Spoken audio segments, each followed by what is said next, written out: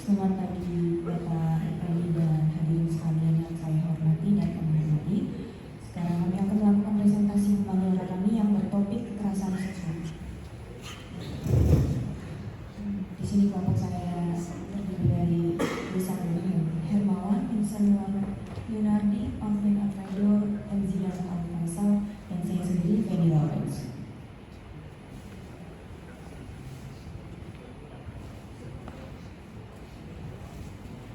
Pertama ada apa itu kekerasan seksual. Kekerasan seksual itu setiap perbuatan merendahkan, menghina, menyerang, dan tindakan lainnya. Terdapat tubuh yang terkait dengan nafsu, perkelahian, hasrat seksual seseorang atau fungsi reproduksi secara paksa. Ini adalah hasil foto hasil sesudah kami wawancara. Kami mewawancara 2 orang.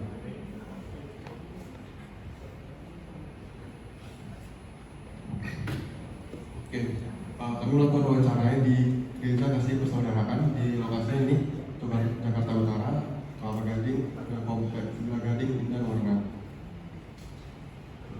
Kenapa kami memilih topik kekerasan seksual?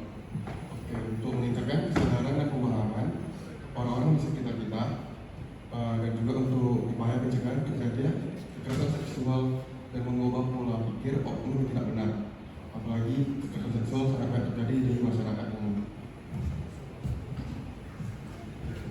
Baik, kenapa kami memilih gereja? Tentulah gereja pernah menghadapi situasi yang melibatkan kasus kekerasan seksual, dan demikian pula gereja senantiasa bersikap terbuka bagi individu yang memerlukan pertolongan dan dukungan mereka.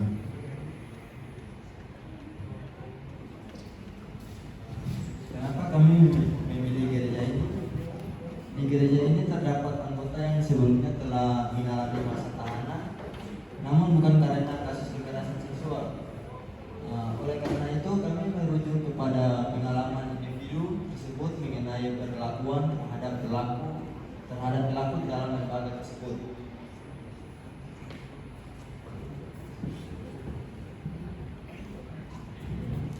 Berikut adalah pertanyaan yang kami ajukan, beberapa pertanyaan yang kami ajukan dalam wawancara. Pertama, ada bagaimana perlakuan terhadap pelaku di dalam penjara. Kedua, apakah terdapat ulasan khusus yang mengenai perilaku kekerasan seksual yang dilakukan. Yang ketiga, adakah pengakuan yang pernah disampaikan oleh pelaku mengenai pengalaman dan pemahamannya terkait kasus yang terjadi.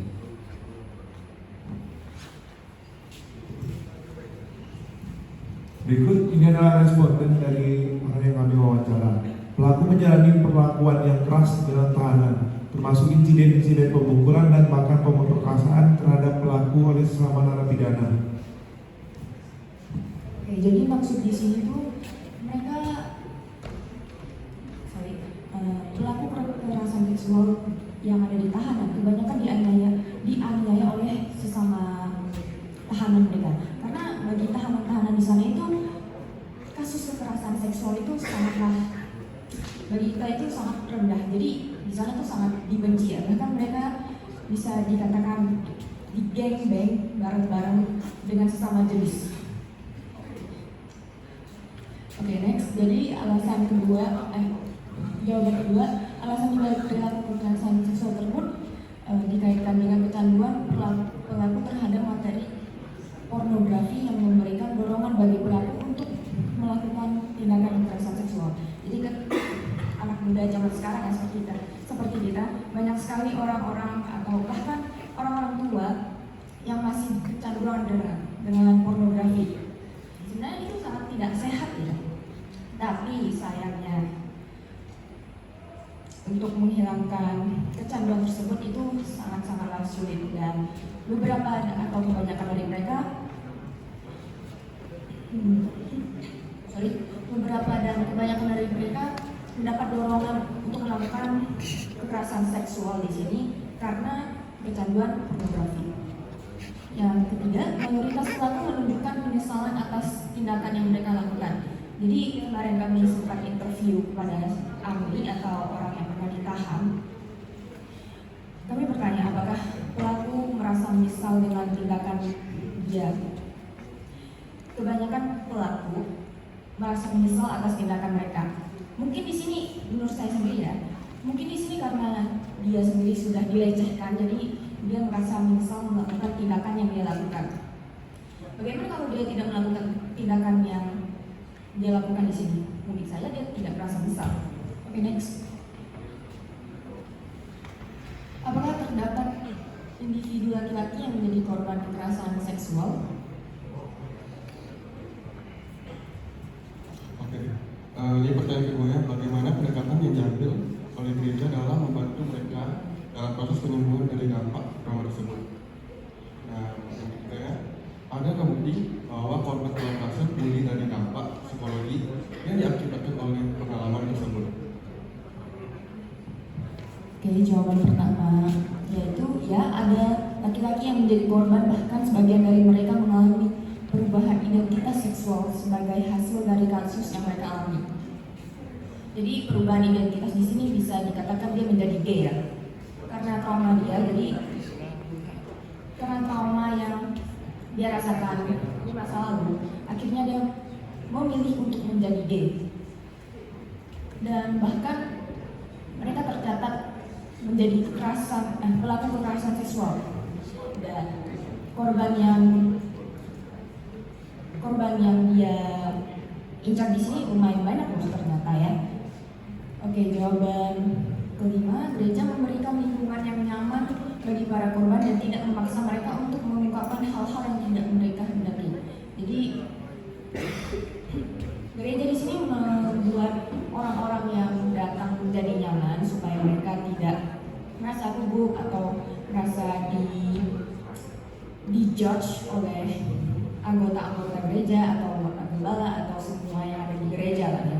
Jadi dengan begitu orang yang datang ke gereja merasa nyaman dan lebih bisa terbuka. Last question, last jawaban. Ya, para korban telah berhasil mengatasi trauma mereka, meskipun terkadang masih mengalami ingatan akan pengalaman traumatis mereka. Tentu saja tidak mudah untuk melupakan trauma yang kita pernah rasakan ya. Jadi itu sangat mudah ke-trigger, apalagi dengan kasus kekerasan seksual di sini.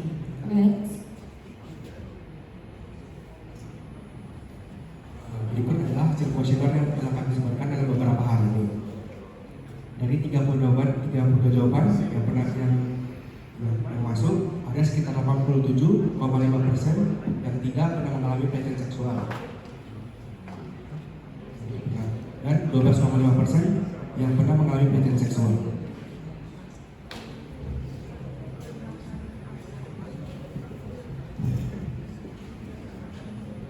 Kekerasan seksual masih sangat marak di Indonesia. Terdapat 42% dari 77 kasus kekerasan di Indonesia terhadap perempuan disabilitas merupakan kasus kekerasan seksual. Ada 3 perempuan dengan orientasi seksual dan ekspresi gender yang berbeda mengalami kekerasan seksual, dan hampir seluruh dari 203 perempuan dengan penyakit HIV atau AIDS yang melaporkan kasusnya mengalami kekerasan seksual di Indonesia, dan sekitar 28 responden kuesioner yang pernah mengalami kekerasan seksual. Di sini kita dapat mencegah kasus kekerasan seksual dengan menghindari penyalahgunaan korban kekerasan seksual dan mengubah paradigma yang keliru, diantaranya adalah meninggalkan sistem patriarki. Sekian presentasi dari kami.